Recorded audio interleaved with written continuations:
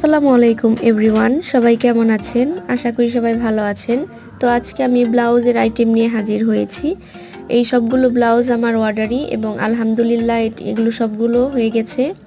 তো এর মধ্যে সবথেকে সুন্দর এবং আকর্ষণীয় ব্লাউজটি হচ্ছে এইটা, যে আপুটা অর্ডার দিয়েছিল তার মেয়ের এই ব্লাউজটা।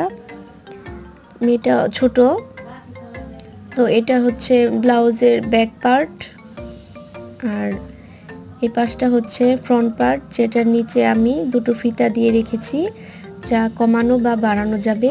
তো এটা মূলত পপ হাতা দিয়ে ডিজাইন তৈরি করেছি, আর এই লেসের কারণে কালারটা আরও বেশি সুন্দর লাগতেছিল।